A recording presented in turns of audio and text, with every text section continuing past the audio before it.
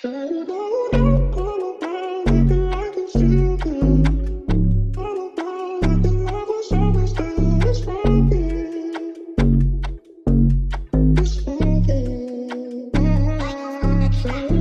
up, everybody? It's your boy Therese Balboa. And it's your girl, Lucindara. Make sure you write that on your pen. Oh, make sure you write that on your pen and paper. And I don't even know what to say next to her. You fucked up the flow. Girl, okay. So clearly she's forgot her lines. Yeah. Well, guys, welcome to another episode of Two Lens One Show podcast. Fuck with a real bitch, sit back with a fake bitch. Period. Yeah. You already know we always talk about mental health. So mentally, Miss Mama, Mentally, how am I doing? I just want to say one thing. Brittany Bruce, bitch, you think I forgot about you? Last week I was handling business as a mother. Something you know nothing about because you don't have kids with your trailer trash, tuna fish, mayonnaise, sandwich eating ass, Trump voting looking bitch. But this week, my kids are with their father and I have my getaway driver and I will be doing you like a bitch. Bitch, I'm gonna be doing you, bitch. I'm gonna dog you out because I'm a dog ass bitch. I'm gonna run you over like a rover, bitch. Bitch, you're on bunk, bitch, and you're gonna get bumped down, bitch, and I'm coming straight from the shoulders, bitch. You think I forgot about that shit, bitch? My kids are starving because of you, hoe. You're done. You're done. On God in heaven, bitch. You're gonna be talking to God in heaven, bitch, when I'm done with you. Okay.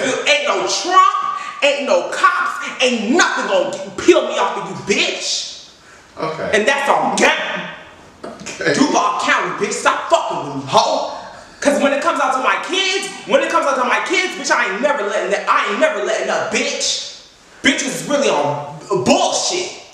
I just want to say this. I really get in the field. Stop playing with me. I just want to say this all has stemmed from her being fired from a job 2 months ago because she woke up late and missed rotation. No. Girl, we don't have time for that. I was being a mother. Mentally, I'm doing great. Because bitches are messing with your bag. That's why you're doing good. Because bitches didn't take food off your motherfucking kid's table. Well, you don't have any kids. I say it for dramatic effect. Anyways, let's get into baddies. We just got done watching the baddies episode.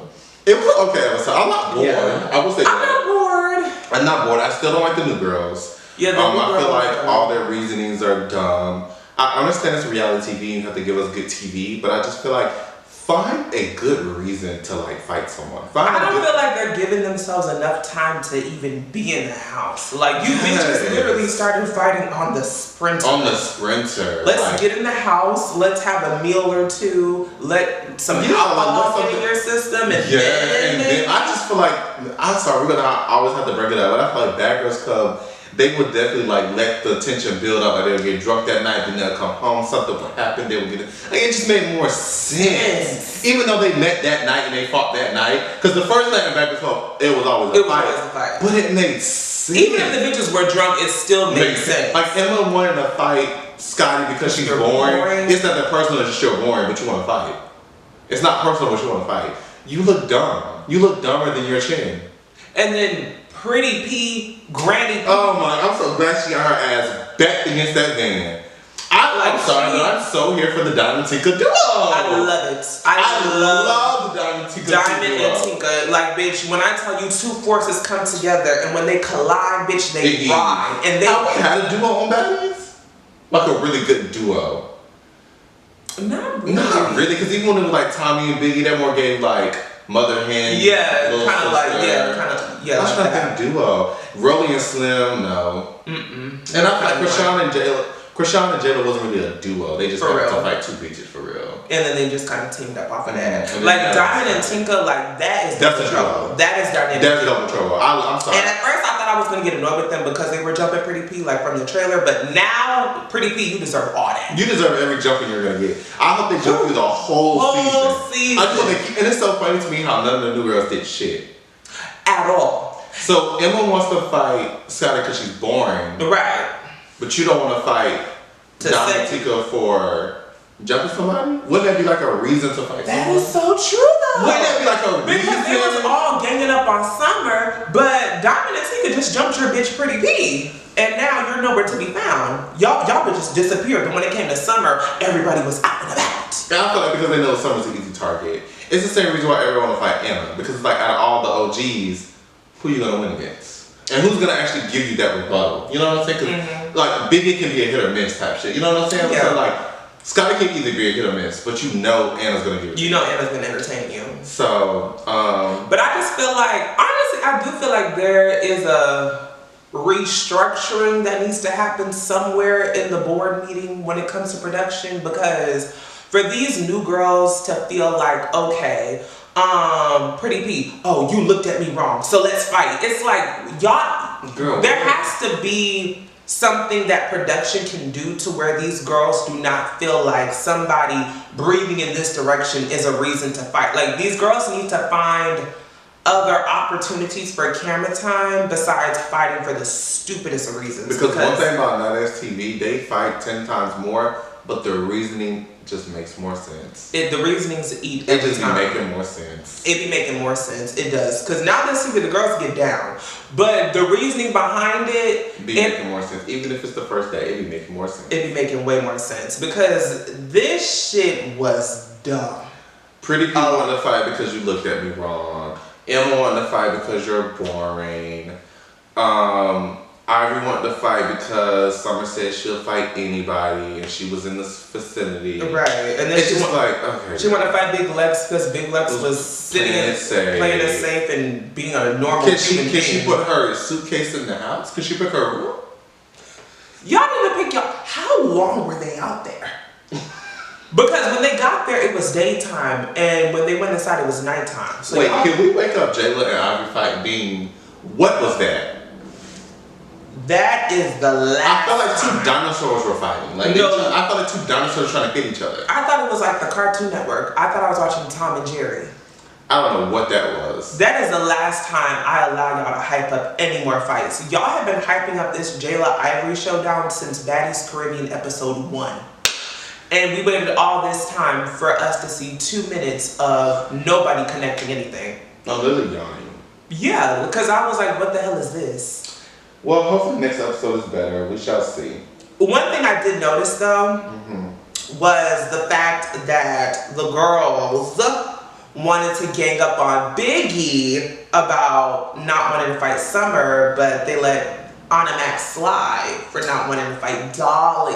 What's up with the favoritism, lady? I don't think it's favoritism. I think you have to pay attention to the differences. This is the first time Anna has ever ducked a fade, and because it's a stupid reason. Meanwhile, Biggie pick and chooses when she want to fight, when she talks a lot of shit, aka hitting Bianca for no reason, but then turn around and didn't want to fight at the reunion. I mean, that is true, Biggie. Didn't want to fight Jayla, but slap Smiley in the face. Cause she do be picking and choosing. I don't know picking and choosing. Biggie, I don't know what weed you were smoking when you did Baddies East, but you need to go back to that plug. Cause I don't know who this sleepy bitch is. Like, but she said that she has half a lung. She said that in the preview. Oh yeah, I forgot. So I think it's some health shit. Cause I did think I think it's health. But say that from the beginning. Be on injured reserve. Let's make a little injured reserve. Cause I mean, it's not like Biggie gonna fight anyways. Y'all might as well make her injured reserve for the rest of the time that she's here. Cause y'all keep bringing her back. All right. So speaking of reality TV, I think we should continue. So. Kenya Moore actually did an interview with Tamron Hall. I really like Miss Hall's energy towards Kenya. Yeah, Tamron Hall has a very weird interviewing style. It was very I don't really like you. Right. And you could tell I'm defending Brittany. You could tell kind of gave this biased type of energy. Very. You won't let her finish her sentences. Right. In the middle of her, you're you're annoyed that what she's saying. You're I'm sorry, but Kenya kept it cute, but I would have ate that bitch up on her show. Because it's girl, why did you invite me on the show to speak my piece? But if you want to interrupt you want to interrupt the middle of me talking my piece. Girl, hello, are you interviewing me or am I interviewing you? Bitch, calm the fuck down. But Pete, she did say we reached out to Brittany and she didn't respond. AKA, they wanted Brittany on the show first. They couldn't get her, so they got you. And all I know is Andrew Cohen. If you bitches think about editing Kenya They out, did. you think that's what they did? She said it. She said, I'm not on this season because. So they're gonna edit her out completely? I think so. If you bitches edit my bitch out, Andrew, you're gonna get in the thing with me. I don't think the season's coming out. There was all this hype around it. We haven't heard nothing. The Portia was posting stuff. Brittany was posting stuff. Drew was all. I haven't heard nothing. Girl, I haven't even heard Rob say nothing. And you know she want a peach. The type of Zeus Network promotion that they were doing for this season, like I had never seen so many Instagram lives during filming. I was like, am I watching baddies? Like, like literally, like where is the season? Child. Well, speaking of interviews, Bernice Burgos just did an interview. She's like one of the OG Instagram. Oh no, I know who she is. She did. Was it the Joe Budden podcast? I forgot who exactly podcast it was, but basically she did an interview and she was saying how she used to make like $35,000, $45,000. Oh, okay, yeah, I heard and all that stuff like that. She was like a star tender or whatever back in New York. And it went viral and people were just saying, you know, just commenting on it and saying how they feel, all the things of that nature. How do you feel like those Instagram girlies have like faded? Cause they had shit on lock. I do feel like the Instagram girly era has faded. Look, the rapper girlfriend baby mama shit has faded. It really has, because there was a time where like Ari and Jada were the head of it, and then there were so many other girls like that people cared about, like Ella Bands. People gave a fuck about Ella, Miracle. Yes. Who else? Who was it? Like there was a moment in time where being a rapper's girlfriend. Being a rapper's girlfriend or a rapper baby, even NBA YoungBoy, like that one girl. Jania. Yes. All of them, like they were like the it girls. But I just feel like now not so much. Like I'm pretty sure bitches still want to get pregnant by rappers, but you don't really get that fan. Like you don't get that push. Okay, bitch. It's like we don't really care about the bitches. Yeah, like being a rapper's baby mama was like a golden ticket. Not only just to like his money, but making your own money, a brand, a platform. India, like bitch, it was a lot of them. And I feel like, you know, Ari and Jada stuck around because, you know, they were always like the head of it. They were always gonna have that longevity and that staying power. But nowadays, like it don't hit like it used to. It does not. I think there's a lot of factors, but also, I mean, a lot of those girls never really had a personality like that. So I think we really got past the I feel like right now, Ratchet TV is like so in, and none of those girls are doing that. So it's kind of like that's why nobody's watching the Because now the way to get famous now is to be on Ratchet TV. I'm this close. Literally.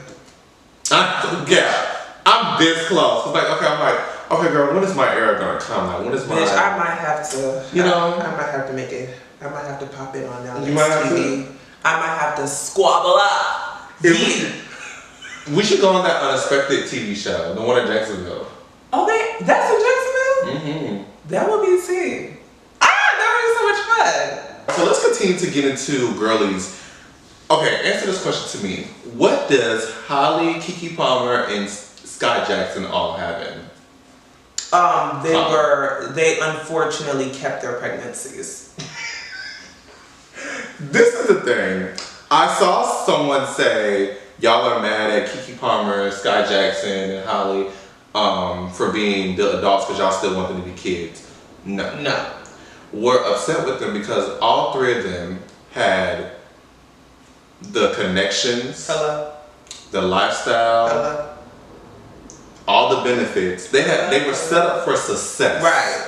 Each one of them was set up for success at a very young age to make it in life and have not a perfect life because nobody's life is perfect, but they were set up for success to make the right decisions in life. They didn't have to do what other people have to do to get to certain levels and do certain things. So many women want to be around a certain type of class of man for a certain type of lifestyle. Right. And they already had that on lock. And they already had that on lock. And everything's not about a man. Right. But what I'm saying is they were already in that position. And all three of them chose poorly. Like, it's like, and the thing about it is, the men that they got with weren't even giving them a certain type of class or like they dated down. All of them dated down. And like, all of them got the same result. Like, the one thing I'll say about Halle and DDG is we at least know DDG is not broke. Keke Palmer, what does your baby daddy do? Skai Jackson, what does your baby daddy do? Like, I just don't be understanding the concept of some women and the decision that y'all making. This is when we say y'all are dumb as fuck. It has to be some type of like fetish for them, or just because like, you know, they come from a sheltered suburban lifestyle, so it's just kind of like, I want the hood dude. So I heard a woman say that she was so happy when she was able to pay all her bills because now she doesn't have to date to pay her bills. Basically, she doesn't have to date a man to take care. She doesn't have to date men to take care of her because she can take care of herself. So now that's not even a factor. But it's not all about money. It's just about the type of men that y'all dating. That y'all are going because for. If y'all dated a bum, like for instance, Tia Mowry got with the Corey Hardwick guy. And yeah. He didn't have nothing, but he also wasn't like embarrassing her and just being a dumb. Yeah, they divorced, but they divorced 15 years later, and it was a peaceful divorce, and they went their separate ways. Yeah. He wasn't embarrassing her all over social media. Right. Meanwhile, y'all are getting pregnant within the first 6 months, and then getting embarrassed all over Instagram. All over fucking. That is the difference. Not only y'all choosing people that are not on the same wealth level of y'all, but y'all are choosing the worst kind of man possible, and that's why they're not even on the same intelligence level. Disappointed. Like the way these men, and that's the problem that these dumb bitches don't understand. Like when you are so light years ahead of this man, he is always going to be internally jealous of you, which is why Keke Palmer's baby daddy made that tweet when she was at the Usher concert, because he's jealous. Can he afford the tickets to Beyonce on his own? No. Like everything he does or y'all are the access to certain circles and certain lifestyles, so they're always going to do something to embarrass you and that's why they impregnate you, to trap you, to be linked with them for the rest of y'all goddamn lives. It's just kind of like, even if y'all did want to live life on the wild side and go fuck a hood nigga or fuck a cute dude, like you didn't have to get pregnant by him. That'd be my thing. Like y'all just make terrible decisions.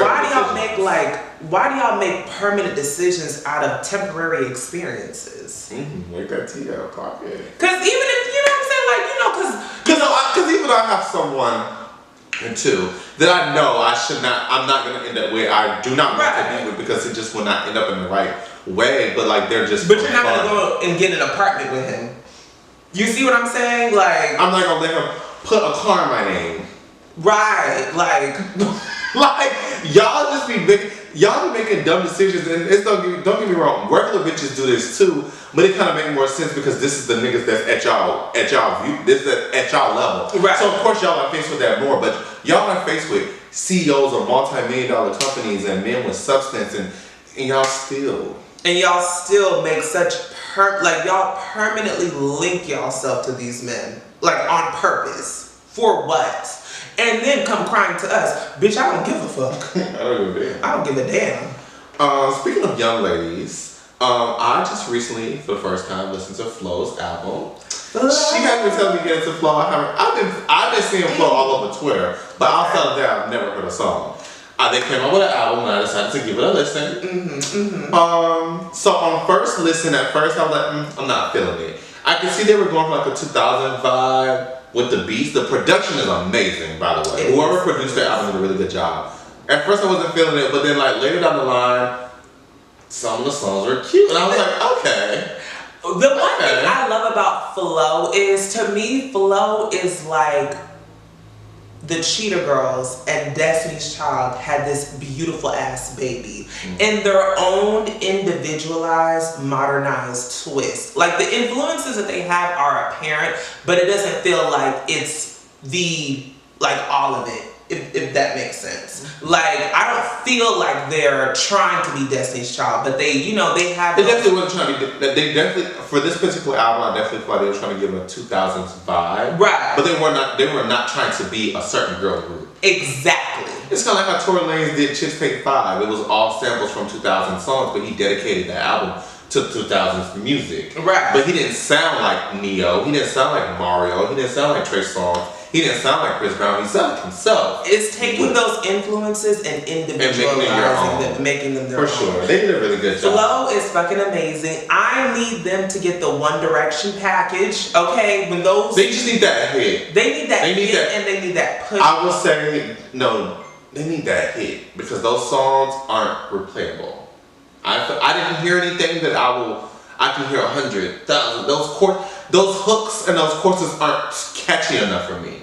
You know what I'm trying to say? I feel like and people get mad at the Ice Spices of the world, but what you have to realize when you first start out, you have to make that music that is going to get played everywhere, over and over and over again, so you can create a fan base with so much strength. So when you start to do other things, you like Beyonce I always use her as an example. Okay. People hate on Beyonce, but Beyonce played the game for every generation that she had to play it, to the point where she no longer had to play it no more. In 2016, that's when she no longer had to play the radio play game, and she did what she wanted to do. Because if you think about it, ever since Lemonade, every album after that has never been a mainstream album.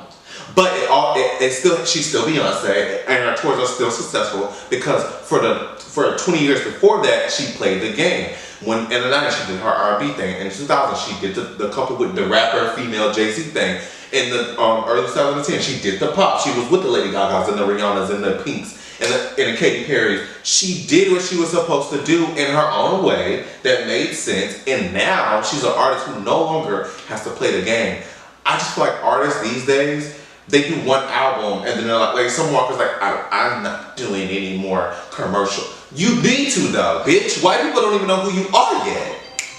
It's true. It's true. Wake it up. Y'all are lazy. Y'all, I feel like so many people have got famous so quick, they give up so easily. Like, why are you talking 1 or 2 albums in, you're just gonna make music that you wanna make? You haven't, no, girl. You don't have that fan base for that. And then when you put out an album and it gets 20,000 in the first week, 30,000 in the first week, 40,000, you're upset. But it's like you still have. You didn't want to make music for the general public, so the general public didn't listen. Your fan base did, and your fan base is not that big, babe. Because one thing about Beyonce, Nicki, and Rihanna, those bitches played the game. Nicki played the game. Nicki played that pop era. Nicki played the game. That pop era that people like Rihanna played the game. Is what solidified her. That's all 3 of them, honestly. Those 3 bitches. And if you really want to look it up, that is the whole trend. If you want to be honest, those are the only 3 black bitches that played that game, because the Mel Fionas and the Jasmine Sullivans and the Keisha Coles and the K Michelles and we love those ladies and they're talented, but they didn't play that game and they are not a part of the Holy Trinity. Facts, bitch. They played that pop game, bitch. Single Ladies was Beyonce playing the pop game. Starships was Nicki Minaj playing the pop game. Rihanna with the red wig was her playing the pop game. You bitches cannot just be sitting here thinking like, I'm just gonna like do my artistry. Girl, no, you need to be tapping into all the artistry, and then you can get to a certain point where you can just do what you want to do. Now Beyonce and Nicki do what they want to do, and so does Rihanna, because she doesn't even make music anymore. Nicki literally didn't put out a single music video. Because she can. Y'all can't. That's the difference between you bitches. And y'all don't understand it. And y'all know I'm not even a bar, but y'all can't do what they're doing, because they put in so much time and so much effort and they play the game they were supposed to. Y'all are lazy. Let's do some personal topics. Now let's talk about the reality TV and the celebrities. You know what I'm really sick of? Mm-hmm. I'm so tired of people bullshitting me. You know, if you've been watching the podcast for a little minute, or if you personally know me, you know this has been a very humbling year for me. Right. Usually I fall out with a whole bunch of people throughout the year. When a bitch tried me, I make a whole TikTok about them, post all over my social media. It's a whole thing. This has always been a thing with me. I just been known as that person, like, when they go low, I go to hell with it. And I'm gonna bring it to social media, because I just feel like, bitch, if you wanna embarrass me, I'm gonna embarrass you 10 times harder. Right. But this year I decided not to do that, and I haven't like gotten to it. Besides the whole Valentine's Day battle royale. Other than that, I haven't gotten to it nobody on social media, and I feel like I've been getting bullshitted a lot lately, and it's like really hard for me to bite my tongue. Now I've been doing really good because I have been doing it. But I'm telling y'all, January 1st, I'm letting it loose. Like these bitches on fire. Cause I'm just it's like sometimes when people bullshit me, I always wonder like, are you bullshitting me because you think I'm stupid and I'm actually gonna believe it? Or it's like you just don't give a fuck so you're just gonna say anything? Because we're grown, so there's no need to like bullshit anybody. Like, you know, there's like, don't say you can do something when you can't do it, or don't say you're gonna do something and not do it. It's just very annoying. It's like, why do y'all just? It's almost like I think y'all like to hear yourselves talk or like wake it up. Y'all want. It's like I feel like a lot of people like the idea of what they're saying, and that's why they really say it. Mm-hmm. But it's like I'm a person where you really don't have to say something because I don't force anyone to say or do anything. Right. I'm just really getting tired of being bullshitted. Because there's no need for it, because it's just kind of like, okay, well, if you knew that you couldn't do it, or if you knew that you couldn't make it happen, then just say that. Like, don't sit here and try to, like, string me along or act like you said, because you just want to hear yourself talk. Look, it just be the dumb shit. I have to be reading. It's like, I've been reading like, and this is the moment where I will literally eat your ass up, but it's just, I'm like, you know what, whatever, I'm not even going to do it. It's like, okay, you know, bitch, I might let you live, or I might save it for January 1st. I don't know, but my New Year's resolutions, I've been doing really good. The New Year's resolution was not to fall out with anyone. And I also put like an extra spice just to not get into it with anyone in general. And I've been doing very well. We're almost to the finish line though. You've been doing very well. Bitch. I'm doing very well. I've been dying to eat a bitch up. So yeah. But I did want to get into one more topic. Recently I was on Facebook and they had blasted this guy all over social media because he killed a trans woman. I don't know the complete story, but you know, obviously they were messing around, something happened, he killed her. And I'm gonna say something that's not what you think I'm gonna say. Okay. I'm gonna be honest. I might catch some hate, but y'all know this is Two Villains, One Show. This is unpopular. What was the quote? They love our unpopular opinions because it's everybody's opinion. A lot of trans women get killed because of the type of men y'all deal with. I mean, wake it up, bitch. Because as a trans woman myself, like, one of the main reasons why I don't even entertain DL men. Because it's not even the type DL men, it's the type of It is the type of man. It's that particular type of that thug, gutter butt man that is into trans women. I'm telling y'all right now, hood niggas love trans women. They love them down. The niggas that tote guns and kill people.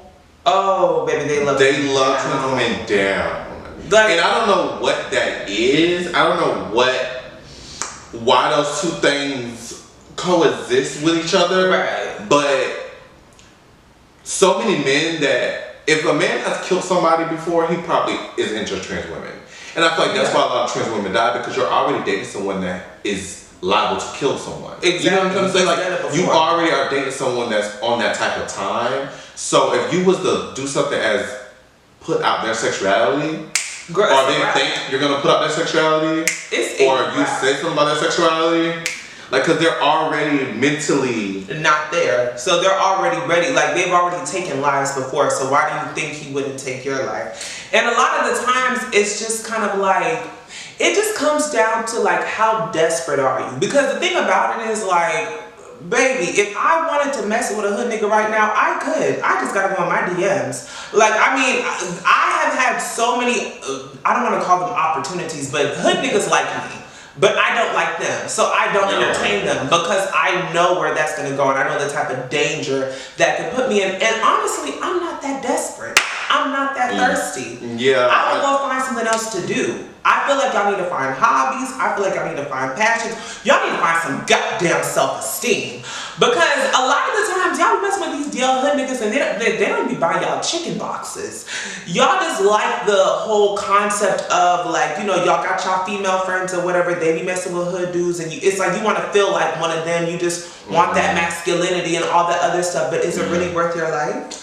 And another thing is, I want to bring up, I do think it's a mental thing too, because I always say all the time that there's a lot of mental issues when it comes to black men, but it's never woken up, because I always say this, black people, if your child doesn't look autistic, you're never going to go to that doctor and get them checked. If they don't look like if they don't have that physical look where you could tell someone has autism, they're not going to go. That's like a lot of men that can't communicate, that have anger issues, that do these violent things.